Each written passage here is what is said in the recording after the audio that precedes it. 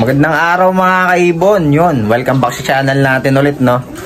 Kung maaalala nyo nung Sunday, merong back to back Lutino Opa dun sa natin, no, sa vlog natin. So yun, may nag-message sa atin, pinabili sa atin yung back to back Lutino Opa line. Kung makikita nyo sa likod ko, ayun, no. Nakuha na natin, no. Yun, maraming salamat kay Sir Richard De Guzman, no. Shout out, sir. Salamat sa tiwala. Yun, pinabili niya sa atin yung ibon. Ito, papakita ko sa inyo. Tara.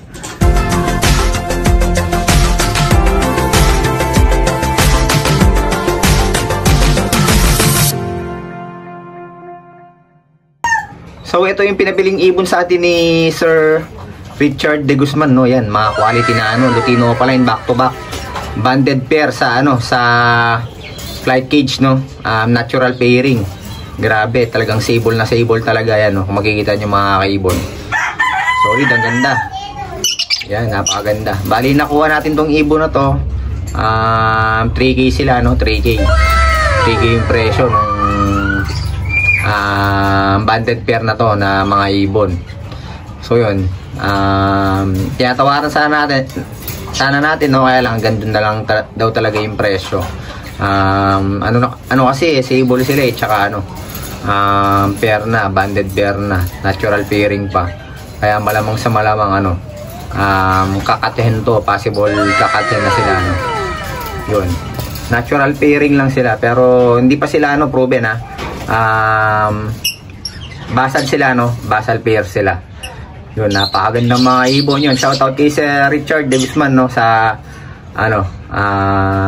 nagpabili sa atin. Maraming salamat sa tiwala, sir, at yun, pinagkatiwalaan nyo na makuha itong mga ibon na to. So yun, tinabi muna natin sila ngayon dito para hindi natin sila nilagay sa flight cage, no? Baka mabuli kasi merong mga matatapang na ibon dun sa flight cage natin, kaya hiniwalay muna natin sila dito sa breeder cage natin. Meron naman tayong dito tawag dito, extra na walang laman, no? Kaya dito muna natin sila nilagay, tsaka safety na rin sa kanila, kasi papaship pa natin tong ibon na to. Nakalimutan ko kung taga saan si sir pero yun, papaship natin to. Tatanungin lang natin siya kung kailan natin ipapaship tong ibon na to, tsaka kung anong oras, no? Mas maganda kasi i-ship yung mga ibon ng ng mga bandang hapon, ganyan, kasi sa sobrang init ng panahon ngayon, yung ibang ibon na dedets, no? Katulad nung minsan may nagpapa-ship ng ibon sa atin dito sa atin, i-deliver, no? Yung isang buyer natin na nasa abroad, bumili siya ng ibon sa Apalit, tapos pinapa-deliver sa atin dito yung ibon para dito kukunin nung kapatid niya. Kaya lang, yun nga, halfway pa lang na deads na yung ibon kasi dineliver yung ibon mga bandang alas 11 yata ng umaga, tanghaling tapat talaga, kaya sobrang init, di kinaya ng mga ibon. Kaya pag nagpapadeliver ako ng mga ibon, sinasuggest ko talaga mga bandang 5 PM to 6 PM, ganyan, para siguradong iwas sa heat stroke yung mga natin, yung mga alaga nating mga ibon. Tapos eto pa mga kaibon, isa pang pinasabay sa atin ng buyer natin, ibang buyer naman to, ayun yung pasabi yung pangalan niya, ayan, back to back wild type green personata. Grabe, sobrang linis, walang bahid talaga, big size pa, ayan, pair na, nabili natin to ng worth 1,500 yata o 1,500, nung linggo sa sa pet market nga, nabili natin to, yun, napakaganda rin, grabe, yun, shoutout din kay sir na nagpabili, ayun yung pasabi yung pangalan niya, yung nagpapabili, basta yun. So sir, alam mo na kung sino ka pag napanood mo tong video na to. Shoutout sa inyo, yan, napakaganda mga kaibon. So yun, grabe, madami na yung nagpapasabay sa atin ng mga ibon, yan. Marami na nagkitiwala sa atin. Tapos nung minsan kahapon may pinaship tayong ibon sa sa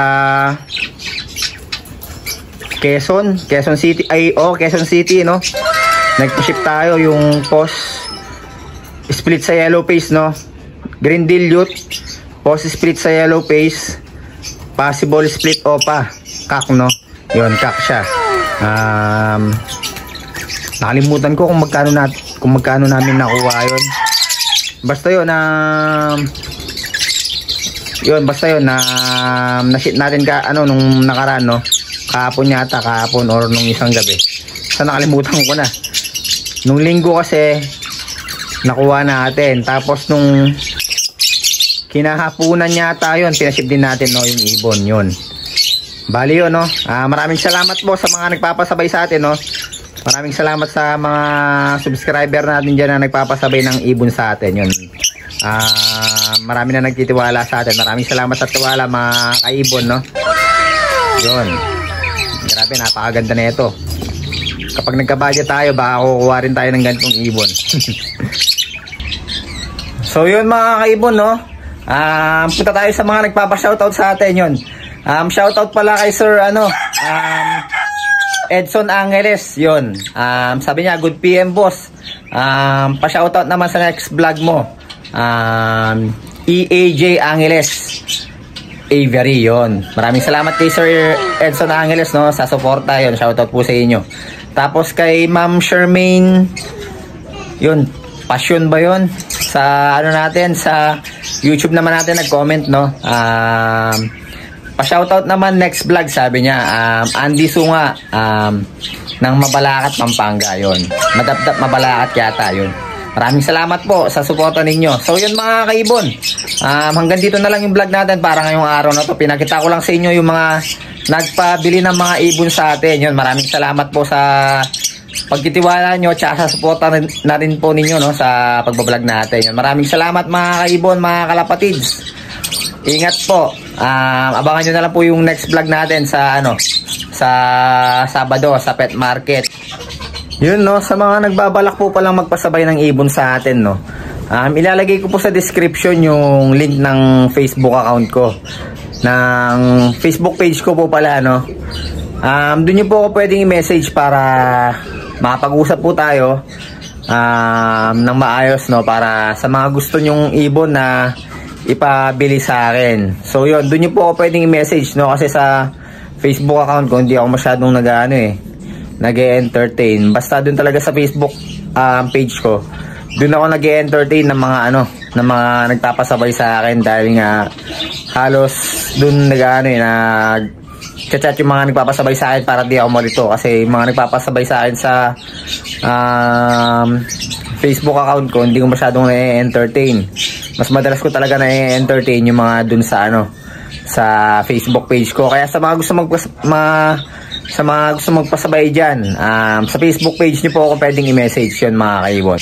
So yun, mga kaibon, maraming salamat po sa sa mga subscriber natin dyan, sa mga kaibon natin dyan. Yun, hanggang dito na lang po yung vlog natin para ngayong araw na to. Maraming salamat, ingat, and God bless po sa inyong lahat.